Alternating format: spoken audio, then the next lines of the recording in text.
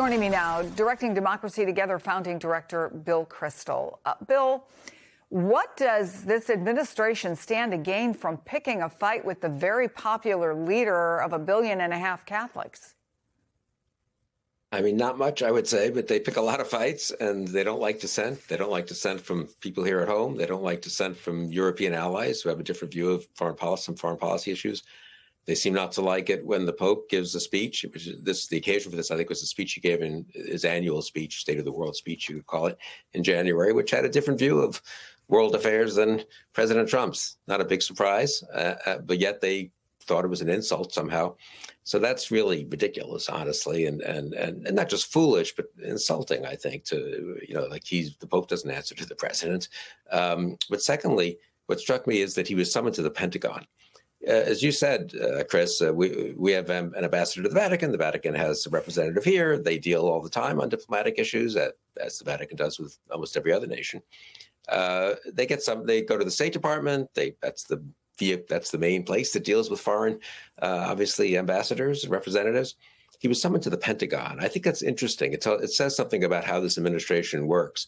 That the Pentagon really is, I guess, a center of power. If the White House was upset, they called over to the Pentagon and said, get that representative in there. Or maybe Hegseth told Rich Colby, one of his top deputies, to do this.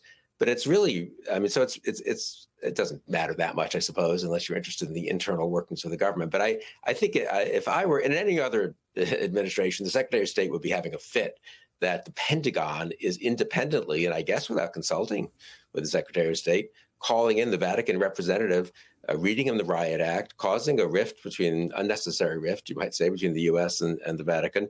And now it's become public.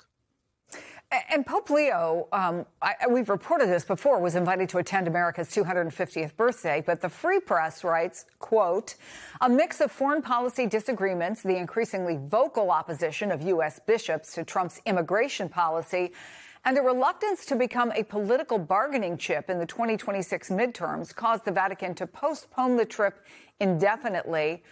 Now, a Vatican official said the Pope may well never visit the U.S. under this administration.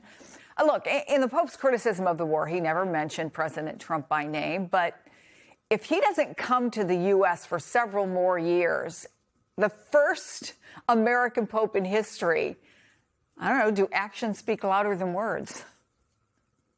Yeah, I think they do in this case. I think they're well aware that Trump has shown a determination to make this celebration of the 250th anniversary very much a celebration of his understanding of that anniversary and of himself, honestly. He's got this giant wrestling or whatever it is,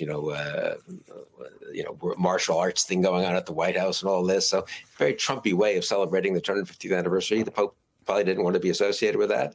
I can't blame him, honestly. He's going, if I'm not mistaken, I think they've announced on July 4th to Lampedusa, the, southernmost island of Sicily, which is where a lot of immigrants come across the ocean to try to get into Europe. And so it was, I think, a gesture of sympathy and support for people fleeing persecution or poverty and trying to seek a better life in Europe. And I suppose it's consistent with the Catholic Church's position on immigration in general, and with American Catholics here, their criticism of the Trump administration's actions on mass deportation. So plenty of reasons. I do think it is, as you say, it's not just that he's not coming here, but also that he's going somewhere to make a kind of statement or gesture that's in accord with what prelates of the church have been saying here about the Trump administration's anti-immigration posture. Bill Kristol, it's always great to have you on the program. Thanks.